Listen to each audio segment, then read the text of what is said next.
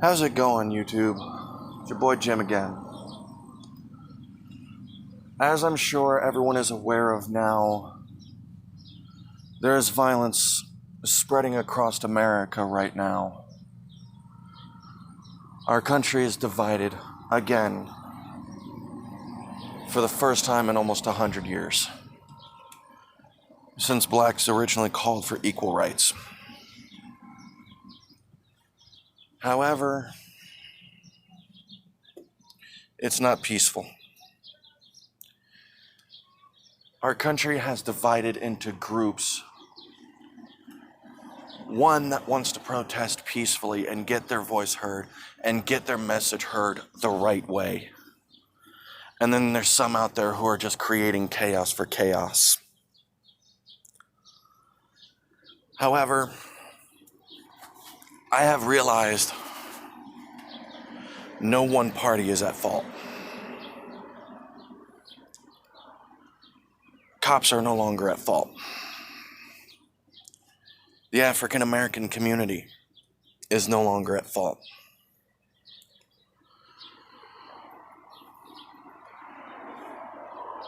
The white community is no longer at fault. And yes, I'll admit there are several people of the white community that are partially to blame for this violence, because you know what, you can clearly see now, whether it was an officer or not, the person who originally started the violence in Minneapolis, Minnesota was not an African American. It was a white man who started the violence.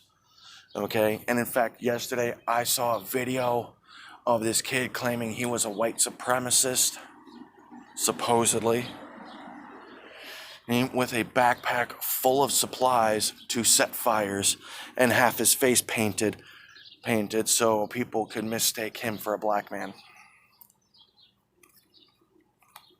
So there are people out there inciting violence for the sake of creating violence. However,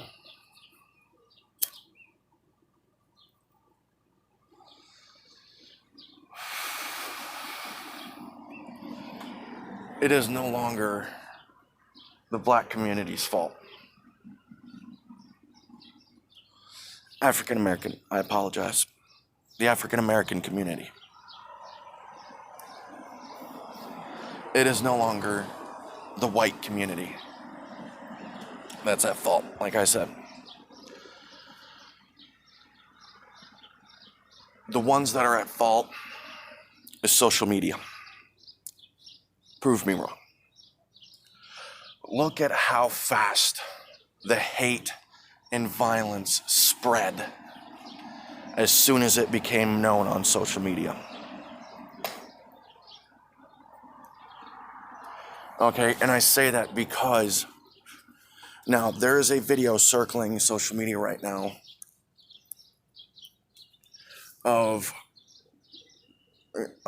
cops in riot gear knocking an old man to the ground. They're walking up, the old man didn't get out of the way fast enough, and they knocked him to the ground. And that's where the video that's circling social media cuts out. But little do you people know, there's more to that video. After the video that's being circled around social media cuts out when the officers knock him to the ground and start walking away, after that, the video continues. The actual video continues to show that the officers realize their mistake. In about a second to 3 seconds, they realize their mistake, and they immediately rush to the old man's aid. They help him to his feet. They check to see if he's okay. And from what I can tell, they're walking away with him to get him checked out by EMS to make sure he is okay after they realize their mistake. But that's not the video social media wants you to see. Okay?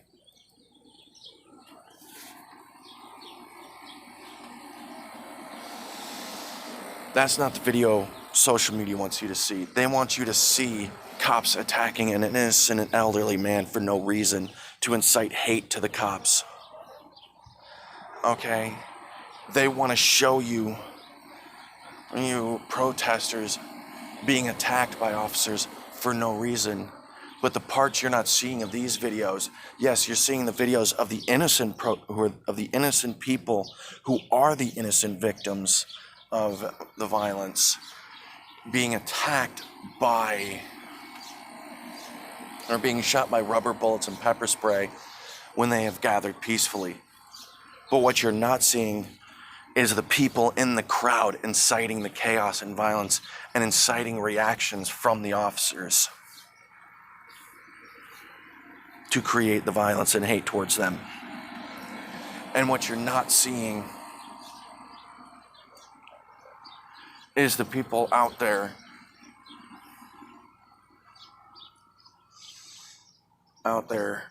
changing the story to create violence. That's why I'm saying it is no longer the black community. Sorry, again, the African American community's fault. It is no longer the white community's fault.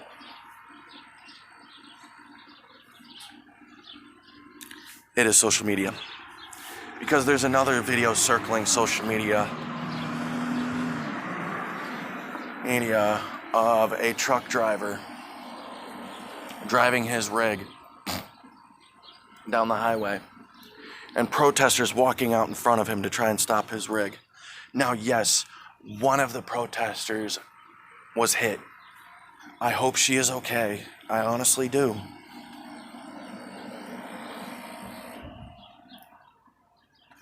But they're calling for this truck driver's blood because they're saying he purposely ran this person over and purposely tried to drive into the crowd. But you're not seeing the trucker's side of the story for a reason: to create violence and hate. Okay, because I have a friend. Now, for my friend's safety, I will not be stating his name nor where he lives, out of my friend's safety. But my friend is a truck driver. That's how he feeds his family. That's how he makes his living, and he enjoys his job. Even he can tell you that you're driving roughly 80,000 pounds of steel, okay, at a speed of 70 to 75 miles an hour. And those rigs do not stop on a dime. That's why they're always telling you, be careful of semi-drivers. Be careful of large trucks when you're crossing the road or driving down the road or driving down the highway. Be careful of them, because those guys have a hard time driving those rigs, especially in times like this where they have to be able to stop, because they can't. Okay, and he even said, because he hauls fuel tankers too. Okay, even he stated that a fully loaded fuel tanker trailer is one of the hardest trailers to drive and to haul. Okay, because here's the thing: you got the fluid in the tanker sloshing around, moving around with the momentum of the vehicle. So not only do you have about 80,000 pounds of steel barreling down the road at roughly 70 to 75 miles an hour, whatever the speed limit is in that area, but now you've also got several tons of liquid in a heavy trailer that's moving with the momentum. When he hit his brakes, that fluid went forward and pushed his rig forward more.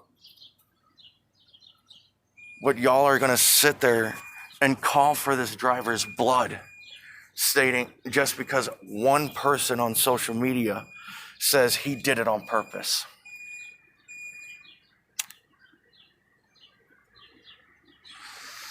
Okay.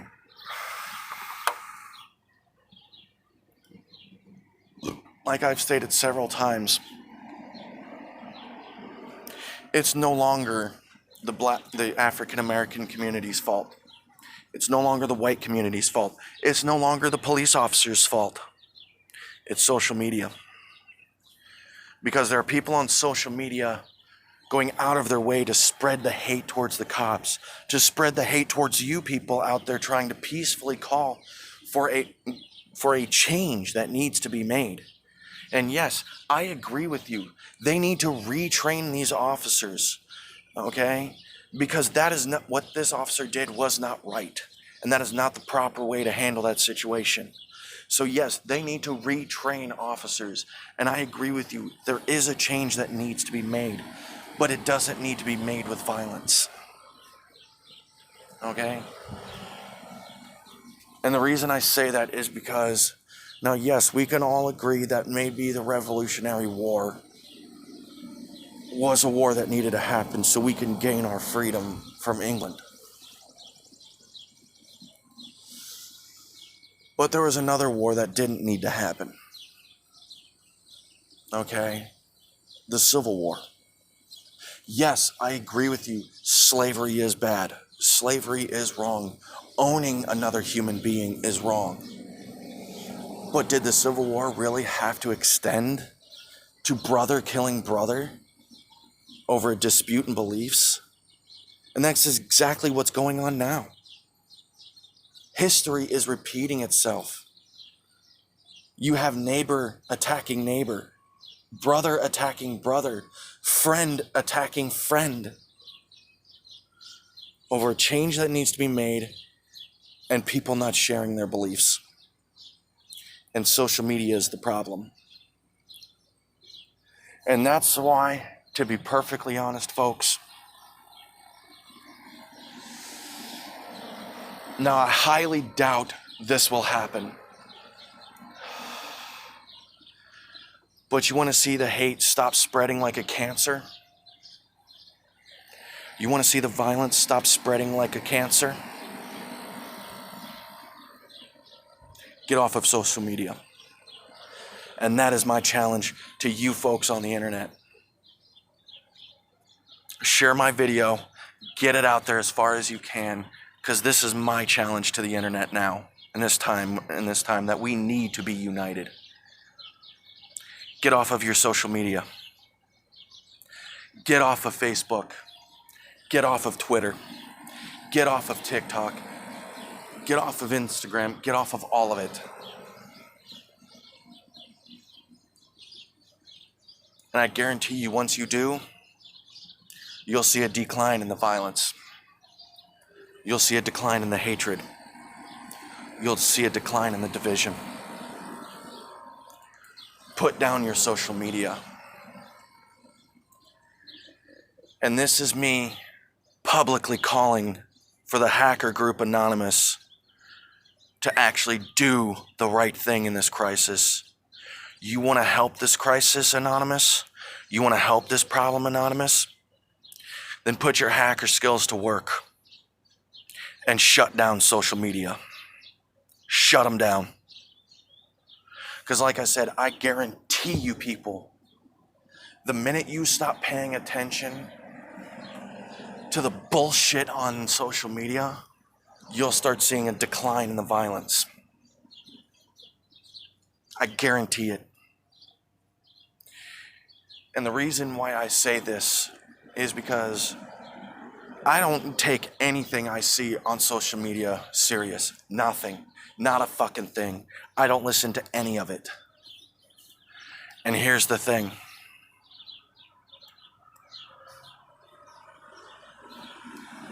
I have seen my so-called friends' true colors. My friends that were inciting the violence and justifying the violence, when I saw that, I cut them out. I cut them out like a cancerous tumor. Because I don't want to be associated with the violence. I don't want to be associated with the hatred. And I don't take anything I say seriously.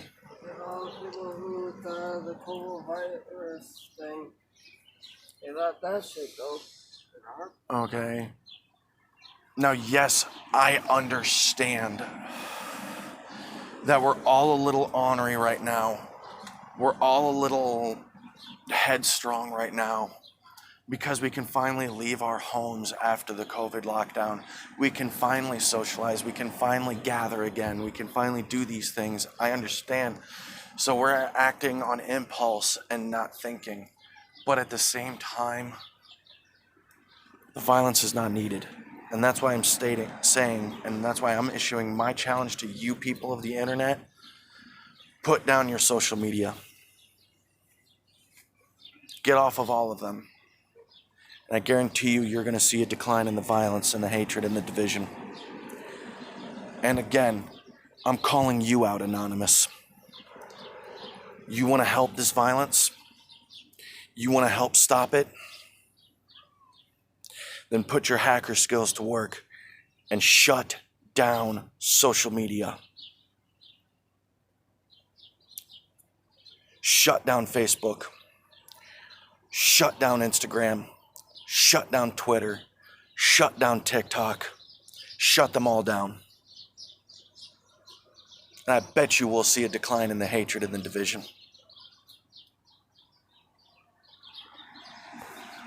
But anyway, y'all, that's my video for the day. Stay safe out there. Stay peaceful. Yes, get your voice heard, but get your voice heard the right way.